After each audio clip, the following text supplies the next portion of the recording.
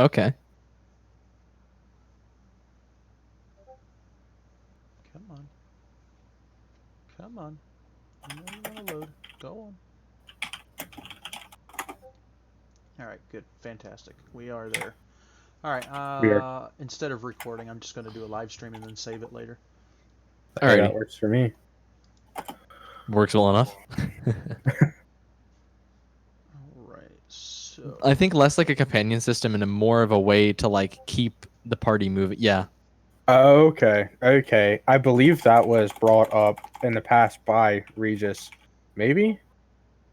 Hmm. Um, Perhaps I kind of dipped out for a while, so I'm not really 100% sure, but I do like that idea. It's sort of a way to keep the party moving and not let them stick in one place for too long.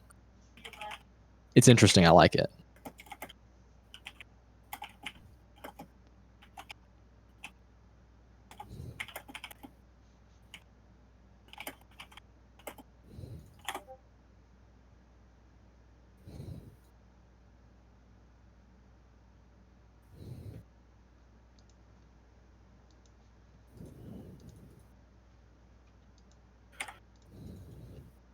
so I guess like with that, um, that would have to would that be an NPC who what's the word you want to use? I'm sorry, it's created by the I believe as we worded it in the past, the Atlas Master.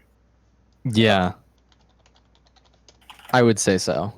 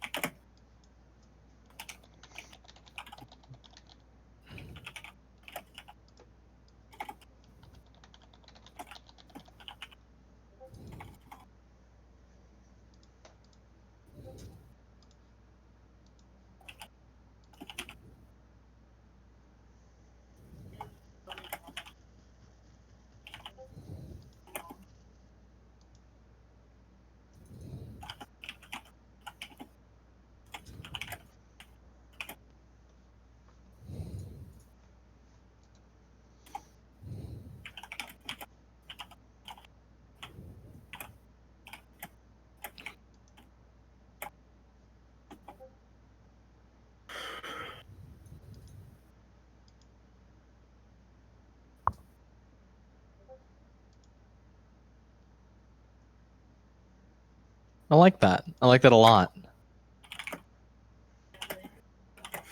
Obstacle.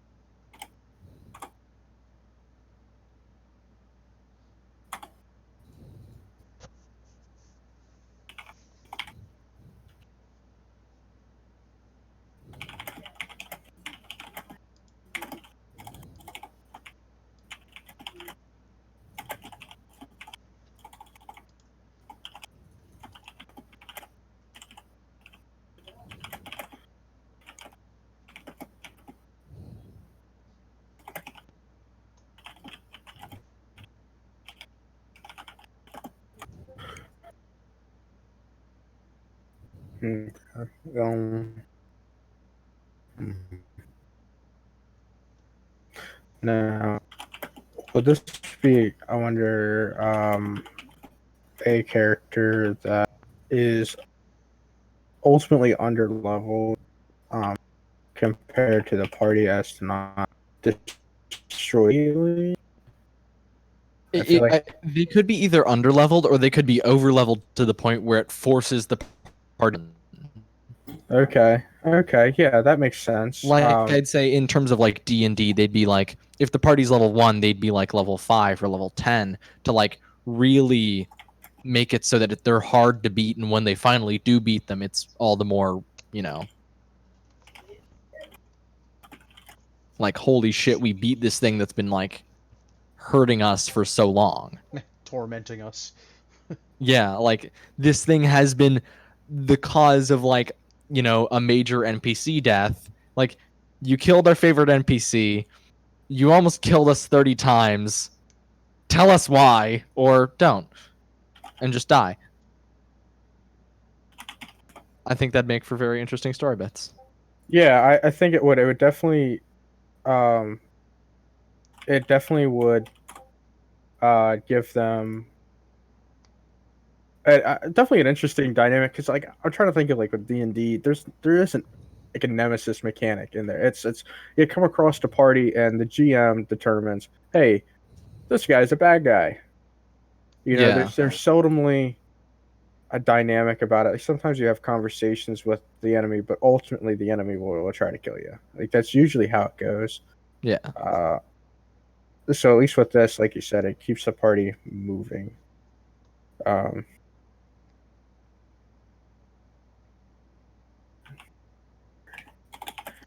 Game characters. So that's another point that Regis brought up is incorporating game characters, which I think like that was kind of something that we passively um, kind of have. I mean, I could be interpreting things wrong, but I felt like that was something that was just like a duh. Yeah, like we definitely need like Apollo, for example, in the game. Yeah, and like Nada and Polo. Um, Yeah. Or like something similar. I also feel though that can be something led up to the AM at that point. I'm also referring to like our game master as Atlas Master because I've always liked the names. So please, if that's something stupid, just let me know and I will ditch that right away. But Nope. Nope. I kind of like Atlas Master. It I sounds I good. agree. I agree. And I'm changing the name of your guys' group from Game Master to Atlas Masters. Hell oh, yeah. that is pretty cool. I like that. Um, um, let's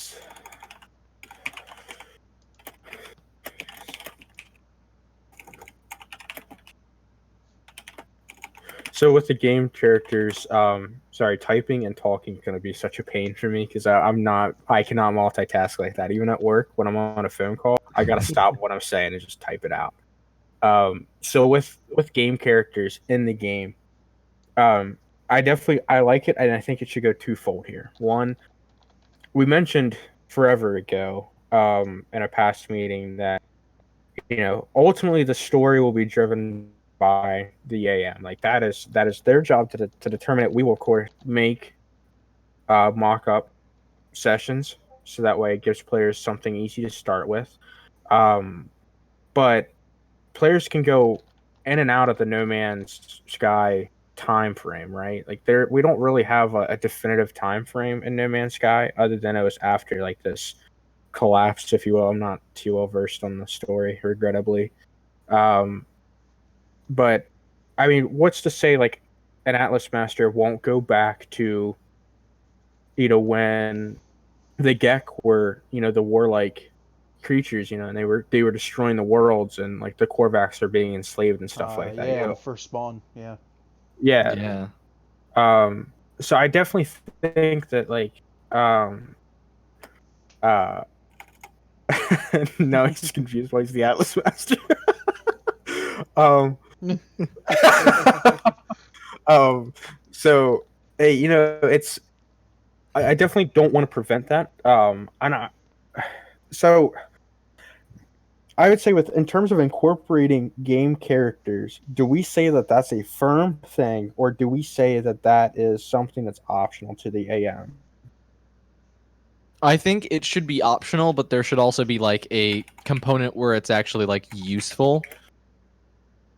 Like to the point where game masters might be inclined to say like, "Hey, this is cool." Okay. I don't know, like maybe make them some sort of like like they are in the actual game, have it so that there's like a specific currency that they trade in and just make it sort of custom.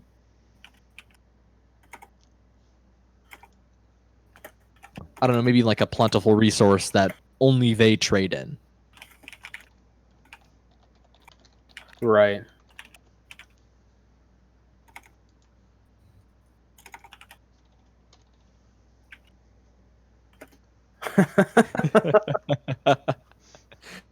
Yes.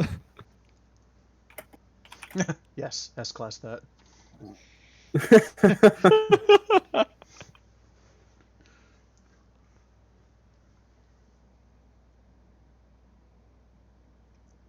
Basically. Game characters.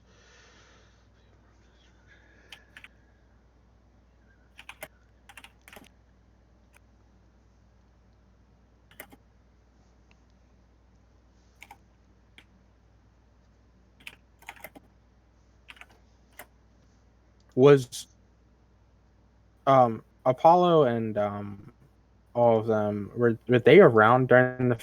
Because I actually don't know if they were. I'm pretty sure the first spawn happened like a while ago. It's a good question. Like, See, because I'm I don't, pretty sure the first spawn happened at like 20 minutes.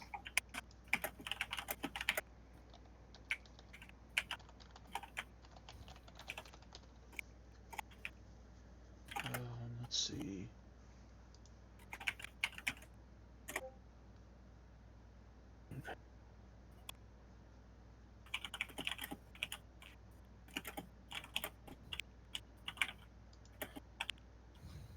Can you guys hear the clacking on my keyboard? Because if you can, I I will turn down. You're fine. can, No, but you're it's fine. no worries.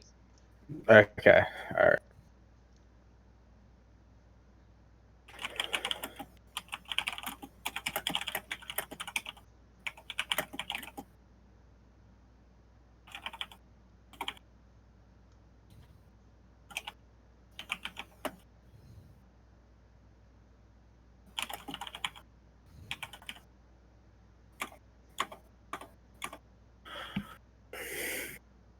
I definitely think that they should definitely be incorporated into the game in some form, but ultimately, just personally, I definitely think that the Atlas Master will be the one to determine that. Only because, in the end, like we'll be creating this game, but while we will create stories for maybe sessions for players to play starting out or whatever. I think it'll ultimately be something where the story isn't necessarily our responsibility at that point. Like we have sort of like a pseudo responsibility, if you will. Uh, Yeah. we're there, but we're not. Like we'll ultimately just guide them into the right path. Um, that's just my take on it. We can always incorporate these characters to have base stats that we predefine. Um, and say, okay, it's like this character will equal this. This will be their stats. Will be what they are used for when they are used. So they might be used for just tech upgrades, or a vendor for units or nanites, whatever. Uh, but if the DM or sorry, if the AM wants to incorporate them or not, that'll ultimately be up to their discretion. Hmm. I think would be a good way of putting it, at least just in my ideas. But if we all think that they should definitely be something forced into the game, then, or I don't want to say forced, that has such a negative connotation, something that should be applied to the game 100% of the time, Yeah. then definitely let me know, and I will put that in this as.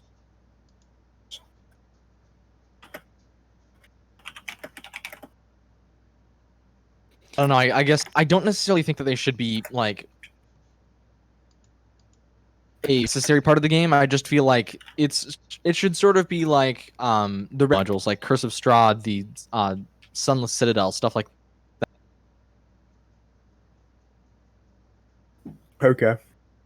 just like little missions that you can have your players do. Maybe just start your creativity and like figure out what your players are gonna do. But Right. like I don't think it should be like too difficult. Right. Or I mean, not difficult, like too necessitated. Right. King, what do you think? Um, I'm gonna agree. Yeah, I'm gonna agree. To the point where I feel like the characters should be optional. Hold on a second here. Come on. Are we still there? Yep. Yep. Yep. Hey, there we go. All here. Okay. Nice. Um, so should they be in 100% of the time with set sets and functions? Um, hmm.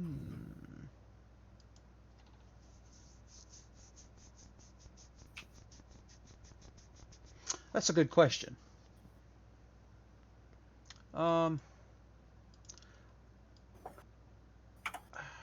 I kind of want to say yes because if they're like dedicated characters, they should have dedicated stats and functions.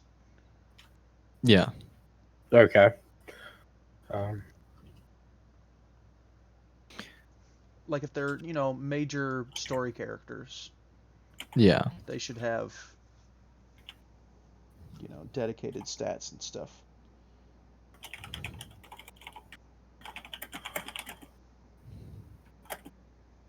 yeah, I definitely think that if they're going to be in the game, they should have set stats that we create. Yeah. Um, and I think that'll ultimately just make it easier on the AM going forward. We take a little bit of burden off their chest by doing that. I mean, it's ultimately something that once we develop that system for characters, it'll take us what maybe a whole like 15-20 minutes to flesh out what we want them to be in terms of stats, and then um, typing it up will be that'll be even faster. I Mm. see that Regis posted a couple messages ago about having other characters that aren't just from the game. I'm assuming that those characters, by that he means like predefined characters that we will create. Um, and which I agree. We should definitely provide some characters, sort of like a monster manual Yeah, or I was along actually those just about to lines. say that. Just like a creature list like a creature master list that makes it so that DM like AMs don't have to like worry about that sort of stuff.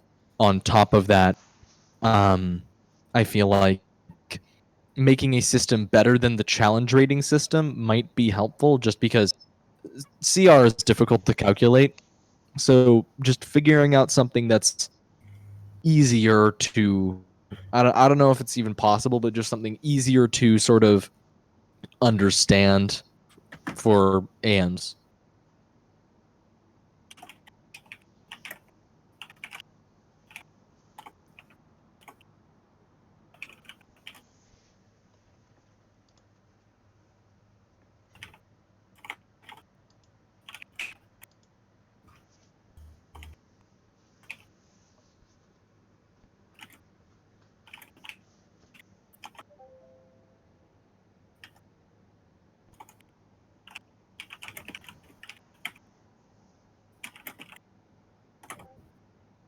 Um, okay, yeah, I know. I definitely with the idea of like the challenge system that you have there. It's definitely of interest to have in place. Maybe we can break it down too to like something creative. Hmm. So we have different class systems, of course, in the game. Maybe we can break down like a challenge rating into just like what class of enemy. If it's a big boss, like it might be an S class enemy kind of. You know, I don't want to overuse that class system. Of course, we can always use it like rate it in like stars. So like 5 stars would be a 5 star enemy. Like it's gonna kick your butt probably if you're under leveled. So I guess what in terms of like a challenge rating, because that's something I definitely think we'll have. We should implement. What do you guys think would be a good metric to measure that in? I mean, Hmm.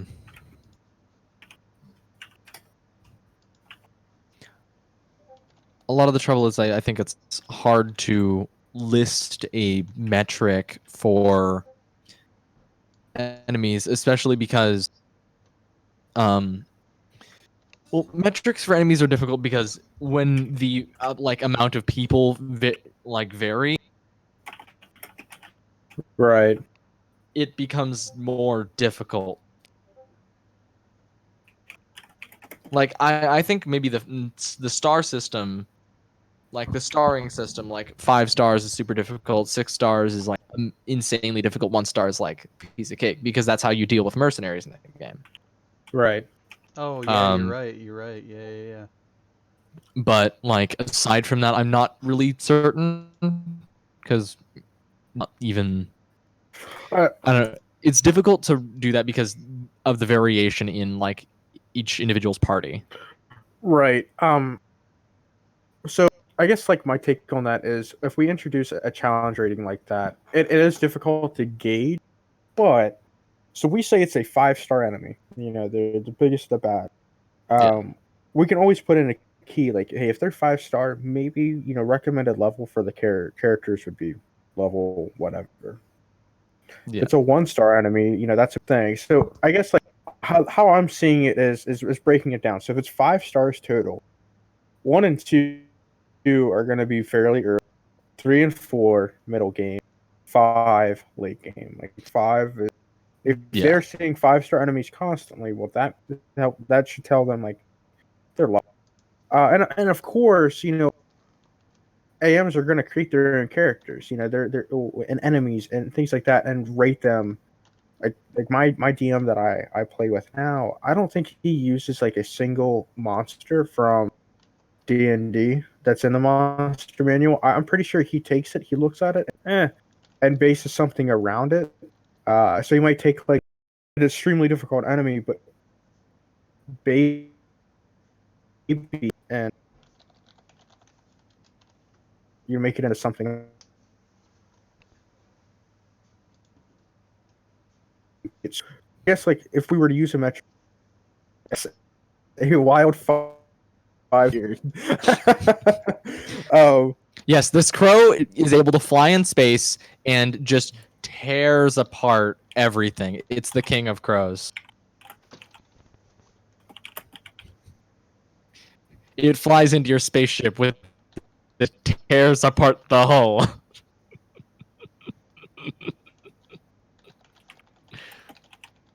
It is very entertaining.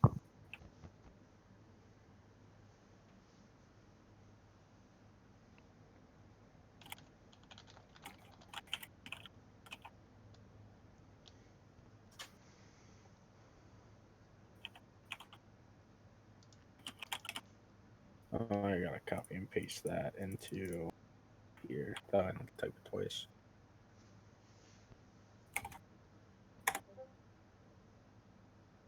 Flames and laser beams. I'm thinking maybe make a 10-star system. 10-star? Okay. Yeah, because I feel like it offers for more variation, but like I'd say even then you should add half-star increments so there's like 20. But Okay. at the same time, I don't know. But You really go for I'm gonna put all 3 so far that we've mentioned into the notes. That way. yeah.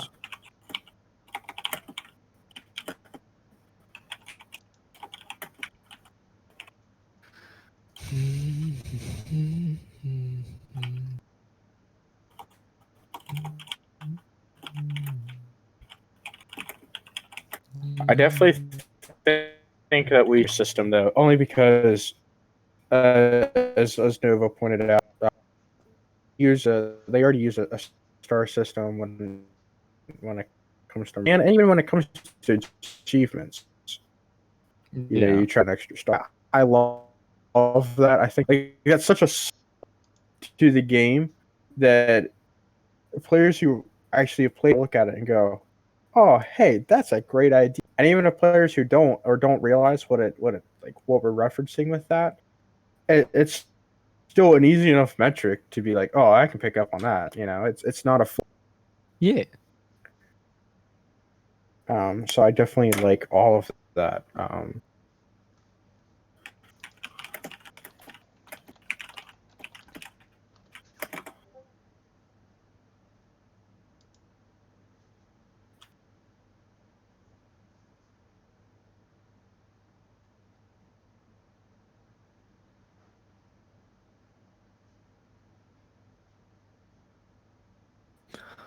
Also, with the sort of quote monster manual, I would recommend like having really sort of what is it, a table that just specifies like this many 5-star enemies for this many players of like this level. And I don't really know how that would work, but like Okay.